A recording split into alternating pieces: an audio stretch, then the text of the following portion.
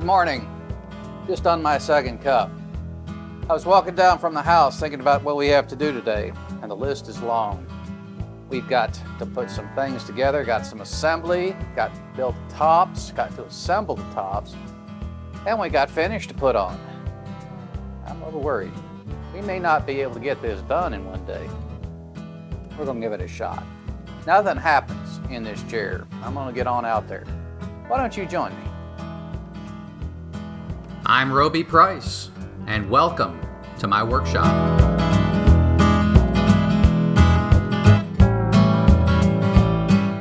Let's build a keepsake.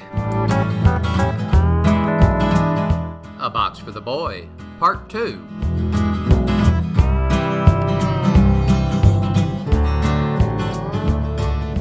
We're going to start with the bottom, and the bottom is going to be made out of a different type of wood, far less expensive. You won't see it unless you open the box. The hue and timber are roughly the same, but again, less expensive. They call this African mahogany when you go and look at it, but it's really ribbon wood. It's a different species. I'll put that in the show notes. We have an edge that was treated at the mill on that side. I want at least 2 inches there to make sure that I've got good solid material on that edge. I want 1 edge and 1 inch in the middle and 1 inch on the outside. Now with a 12-inch board, that gives me roughly 28 inches. We'll cut this here, take it to the jointer, the planer, get it milled up, and then we'll join 2 sides together and let the glue cook. Now, I still have a lot of sanding work to do, so this is the priority. Let the glue cook while I do my sanding.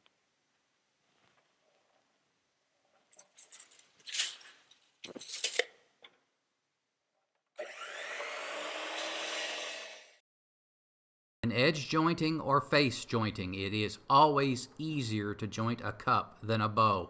Orient your wood properly and you'll get a cleaner face quicker.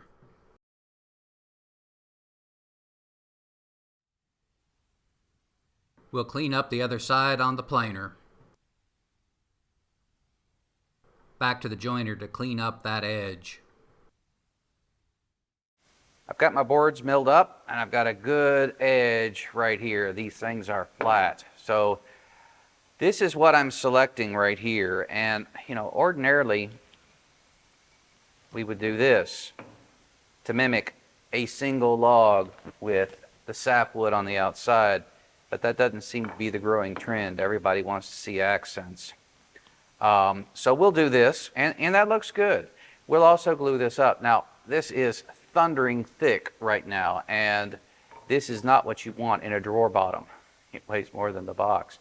We will mill this down later to a 1/2 inch, maybe 3/8, and then we'll put a beveled edge on the outside once we get the box dry fitted and know exactly where it needs to be. I'm looking at this grain pattern and we're very straight through here. So I am a little concerned about expansion this way. And with the joints that we're using, they're stronger than most, but we could still end up with a blowout problem. So we will be milling this to very tight tolerances. But for now, let's just get a glue joint on this, get it in the clamps, and let it cook for a while. I've got a lot of sanding to do.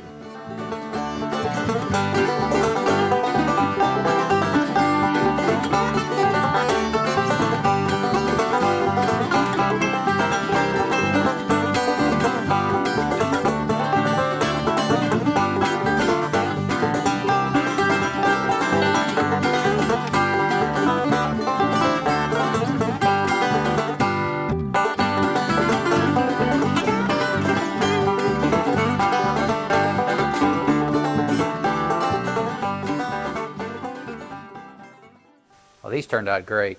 I'm convinced that cleaning that blade had a lot to do with it. It hadn't been cutting real good, and now this is as clean as you could wish for. The next step in the process is to start cutting our floating tenons. There are 2 mortices in each side, and they're 1/4 inch deep. Now in the panels, they're 1/2 inch deep. We want to be shy of 3/4 inches, maybe a 1/16 or so.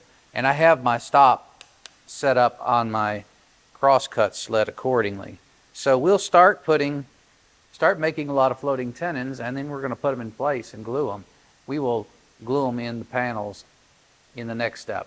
I still have to get the bottom done. The glue's had a bit of time, so let's clean up one of those edges on the bottom. I have my bottom plate here, and I've already taken one side and cleaned it up. And when I look at my panel, which is going to set up right here, I am at 7.5 inches. Now, when I look at my groove right here, I'm at 3/16. So to fill the groove and the width of the panel, I could do 7 7/8 inches, but that won't give me any room for expansion. It's dry in this shop. The heater's on. So this wood is going to go nowhere but bigger. So I want to give myself at least 1/8 of an inch expansion. And across 7 inches, that's probably enough. So I have my saw set here at 7 3/4, and I have got my stripe right here, roughly in the middle. So let's go ahead and make the cut.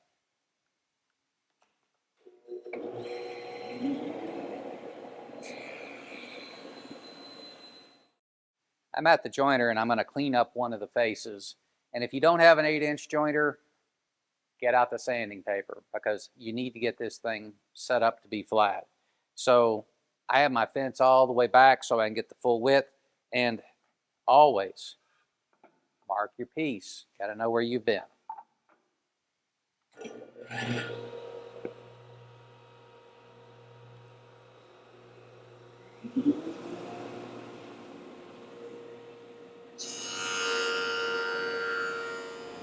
Clean up the other side on the planer, and at the same time, we'll take it down to a 1/2 inch thickness.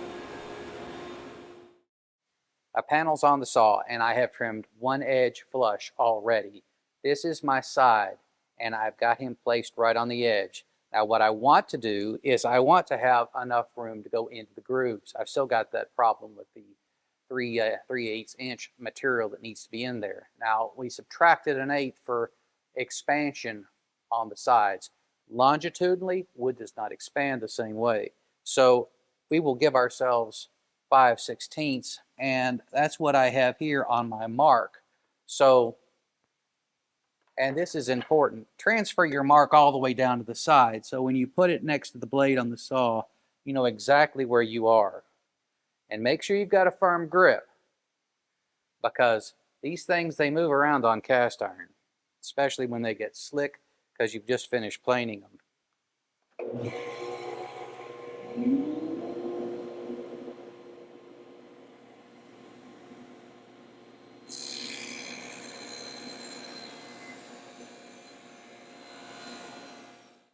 Well, the bottom's going to be a raised panel. That gives us all the strength of a 1/2 inch thick material with this 1/4 inch that actually goes into the slot. Now, you can't put the 1/4 inch in the slot. This distance right here on top is not 1/4 of an inch.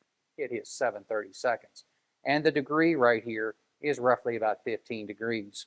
So we're going to make this cut on the table saw, primarily because I don't have a router right now, and I'd prefer to do it there. But we have what we have in this shop right now. So when you put your fingers on here, keep in mind where you are with the board. If I'm right here, I'm fine with the blade. I don't have anything to worry about. And keep your push according with the fence right here, and take it slow. You'll be fine.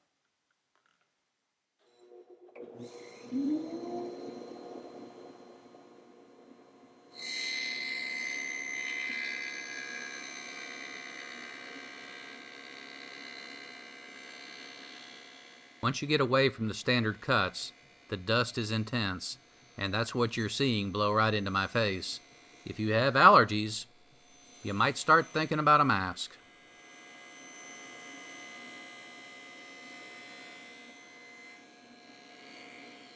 Well, I've done a little dry assembly here, and granted, I don't have my corner feet in, and I don't want to put them in and out too many times. Every time you do, the mortices and tenons get a little looser, and I'm trying to avoid that. But I've got enough going on here with everything lining up the way it is to know that everything's tight. I've got absolutely enough panel inside the groove to keep this thing steady, and enough for expansion. The thing I like about a raised panel is it has a tendency to self-center this thing inside the groove, and that's important. Now you see a few burn marks right here, and frankly, I don't care. It's the bottom of a box. If you turn this thing over, the only thing you're going to see is my logo. I will sand the top of the box, and after that, we're about ready to glue this thing up. Well, this is the intent, and I have two of my columns glued up on a long panel, and it is squared up very nicely, very tight. I'm impressed. So what I'm going to do, this is going to be a series of starts and stops, fast and regular motion, as I go through the process of gluing this up. I suspect that most of it will be overdub, but I'll be talking all the same. I'm going to start with a little bit of glue in the first two mortises. And for something this small, I find toothpicks are as good as anything. And the objective here is just to make sure that you get a good coat all the way around, but not too much. It'll bleed out on you and cause problems. So I start with it like this. I take a little bit, I want to put some right there. Reason being is, this is probably a weaker part, and if the panel should expand a little bit, I want something there firm to help out. I like to put him like this, and take my top piece that I know is going there, and that is not this one. They are specific. It is this one. And then with the glue that's left over, let's go ahead and spread a little bit, not a whole lot, because the whole joint inside is coated, and that will coat the entire tenon. So I'm not worried about full coverage on this.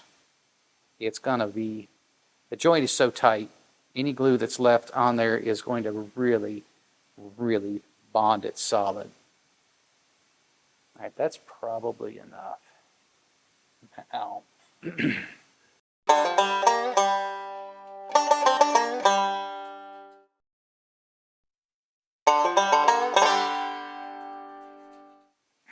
now I'm a little bit high here, so what I'm going to do is take this and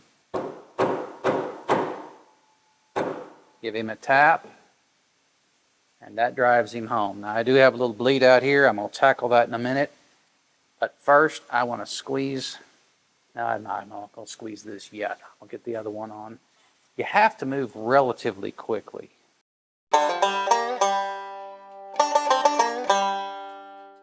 No argument here. Let me speed this up for you. I'll let you listen to something at the same time.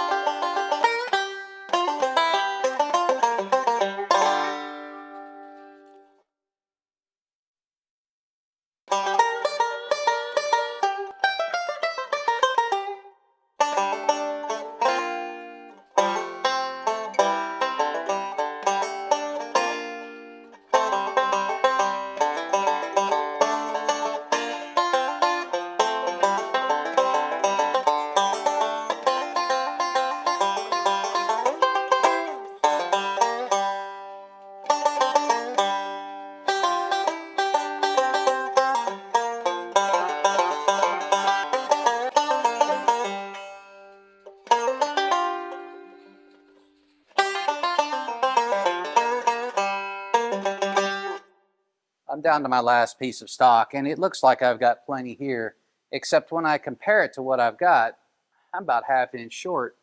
Fortunately, I have twice the length I need, so I can make this work. I don't have to book match it, and I don't want to, because I want some contour in this top.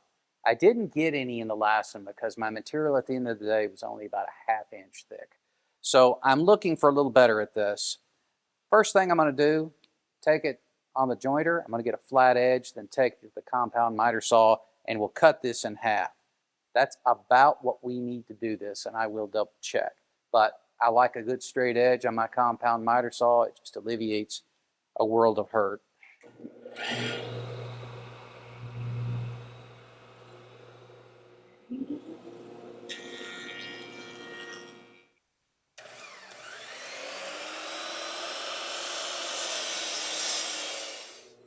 Off camera, I've glued up both sides of the board and it has had time to set. We're straightening the face with the planer, and quite frankly I'd rather use a jointer. A planer applies an enormous amount of pressure on the board, so if it's bowed or cupped significantly, it will push that out of the board and then plane it flat when it comes out the other end. That bow or cup may still be there. We'll check it after the fact, and if it is still there, we'll have to clean that up with a hand plane. We are to thickness, and we're almost to size, but we've got some edges to clean up, and I will do that now. I'm taking a lot of time to make sure that I don't overcut. I can always sneak up on it and get a little closer next time, but if I cut too much the first time, I'm not getting that back. You rarely achieve perfection when you're working in the land of the 64th, but we were fortunate. We had two sides that were parallel. Now the short sides, that's a different story. Let me show you how we take care of that. I didn't get this the first time. I really want to get it the second time because this is a good technique. All right. I have a little bit down there. You can barely see this line, but about that much to clear it up. The difference between those is about a toothpick. So what I have done is I've taken my miter gauge and I've made a 45 down here. And if I take this toothpick and I put it right there on the line and pivot about that, whatever distance this is will translate right into there. And then I can take my piece and move it in. Now I've got a little extra down there that I need to clear up. So I'm going to be across that line just a hair. Get him repositioned. Hopefully this came out in the tape. Now, I'm looking at that, and that's looking pretty good. I may be a bit shy, but I'll pick up that later. I'll move this over a touch more, and we'll see how we come out.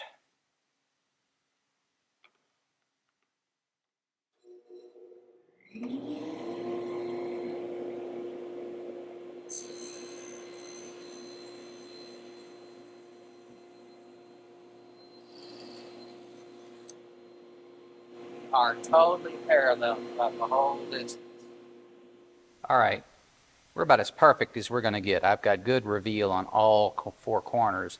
However, we know that the box is slightly skewed. It's not going to make any difference in the long run. But what will make a difference is if we make this the top. So whatever you do, mark it correctly.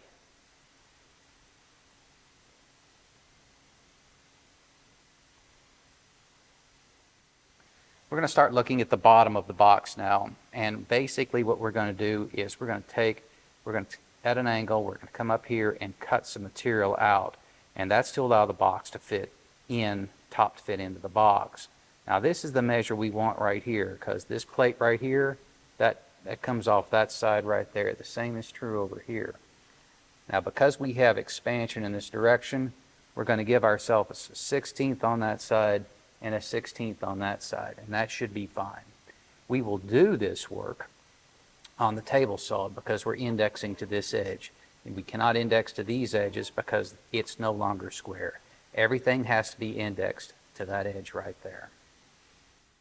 To achieve the angle we want on the edge that we have to index to, the rip fence needs to be on the other side of the blade. That's not an issue, unless the laminate is coming off your rip fence, and that is an issue. We'll apply enough pressure and I think we'll muscle our way through this one.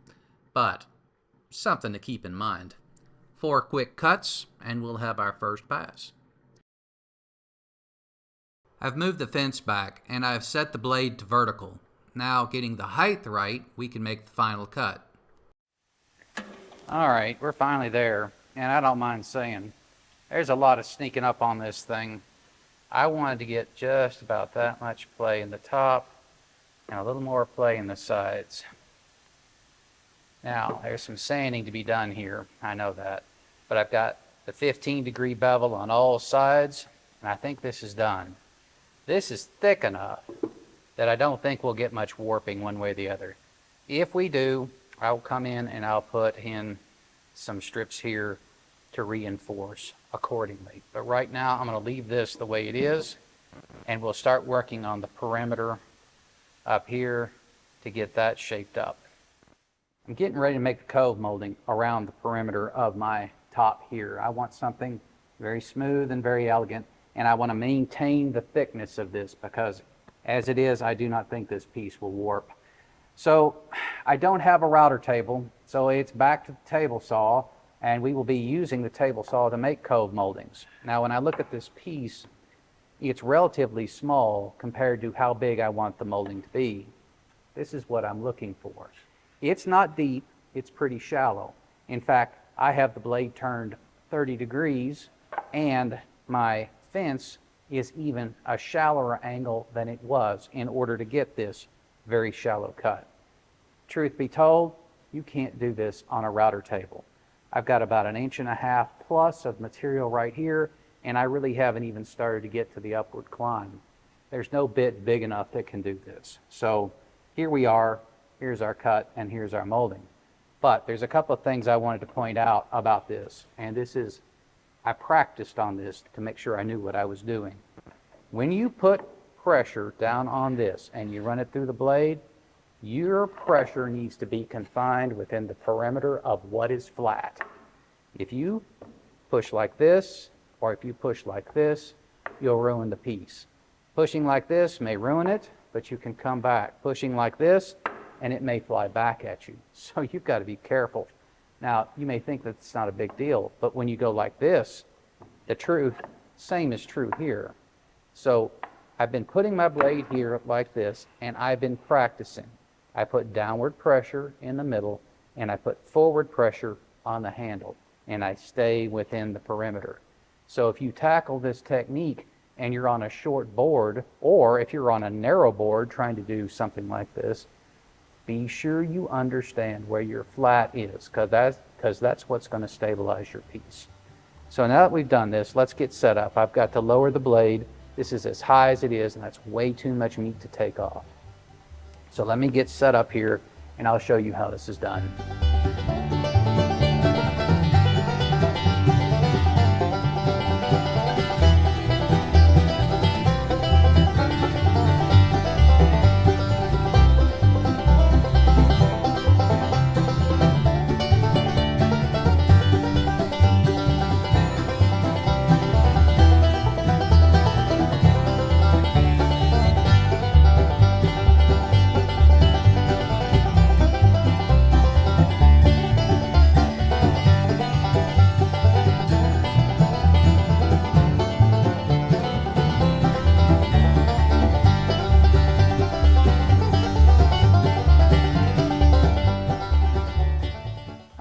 That's it. No mess ups once I figured out what the top was. So now it looks to me like this piece is more or less done. It fits in the box. It's got a cove top. I have a flat surface to install my posts on. The handle comes next, and we'll tackle that a little later. But right now it looks to me like I've got a lot of sanding work to do. So let me get to the workbench, and we'll start pecking away at this thing and see if we can put a smoother finish. That saw blade's pretty rough. The woodworking is done. I completed the handle off camera, and there is enough in this handle that I think it's probably going to be another episode.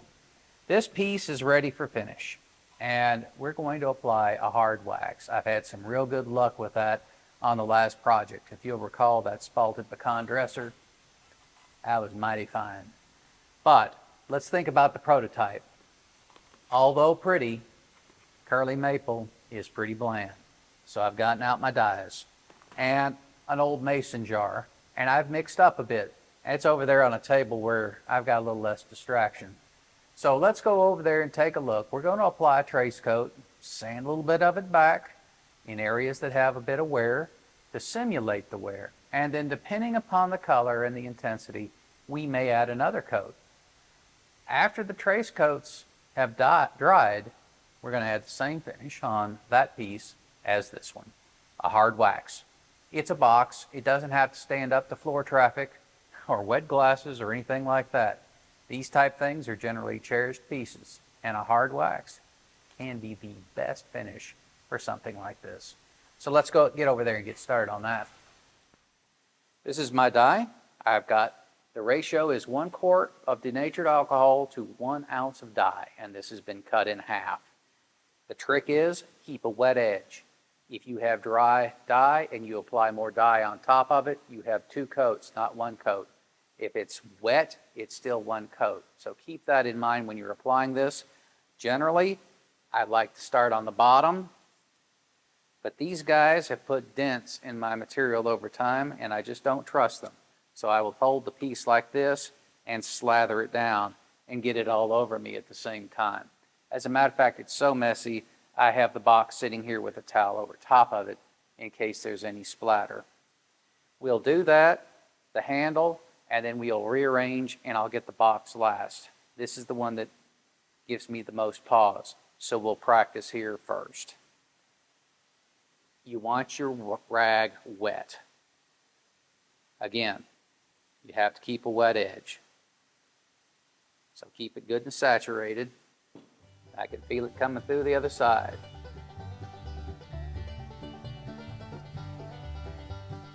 It's not even wet enough now.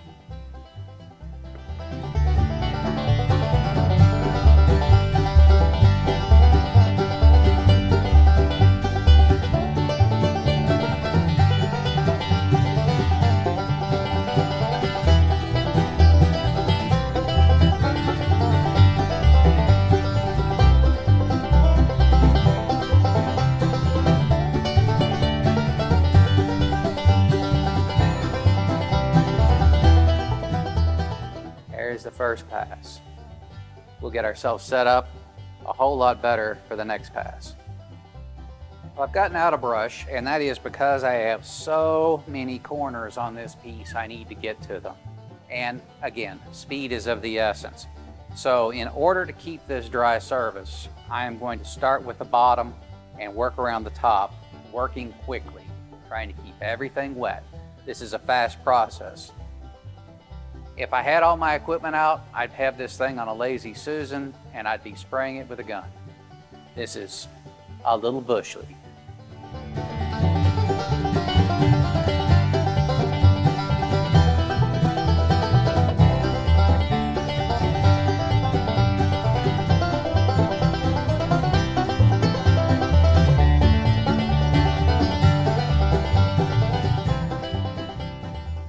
All right, everything's coated. Now let's hope we can get the excess out, off, and even this up a little bit.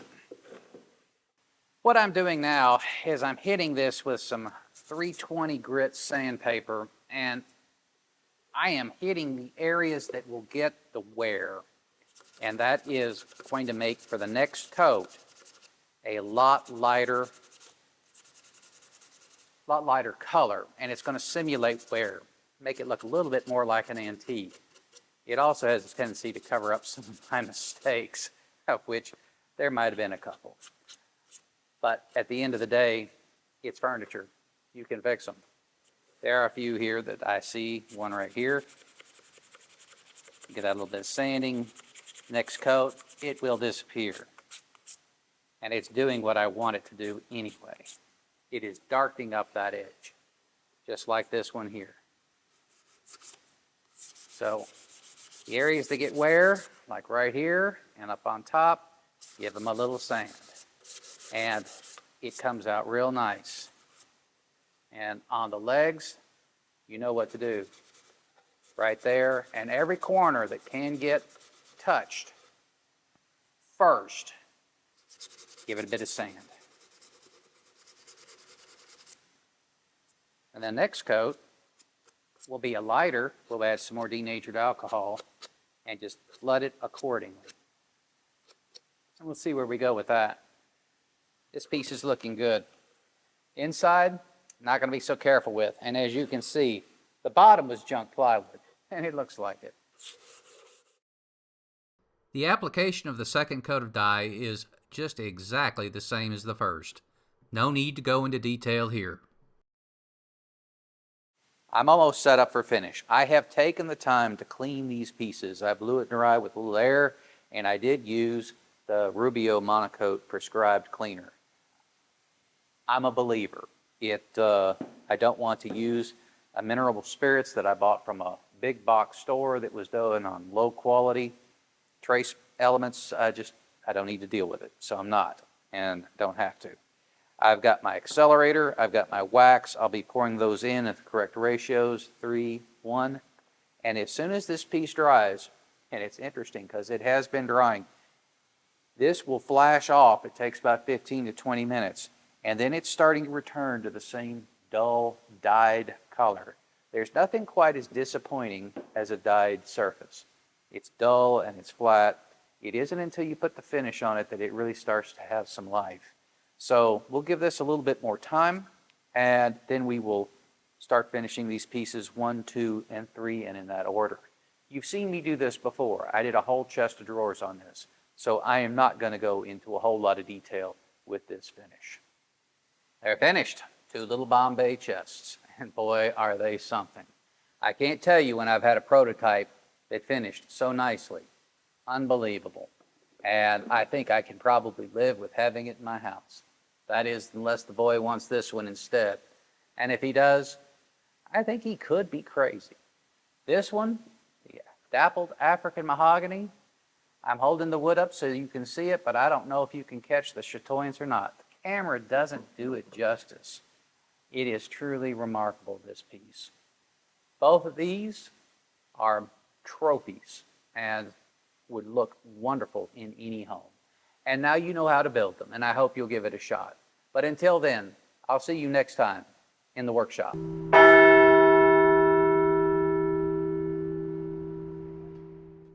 At the end of the day, the boy chose the tiger maple, and I guess I can understand why. There's a lot of drama in this piece. It went from a very plain Jane vanilla wood. When you put the dye on it, the figure exploded. And when the dye dried, like most dyes, it looked very chalky. But then you hit it with the hard wax finish. And now, since then, it's had a little coat of oil on it as well. It really shines. This is a great piece. And that about finishes it up for this episode and the season. We're going to take a couple of months off. We're going to catch up on some shows and catch up on things around the shop that really need to be done. And the house needs some more attention. All part of it. But when we come back, I hope I'll see you there in Roby's workshop.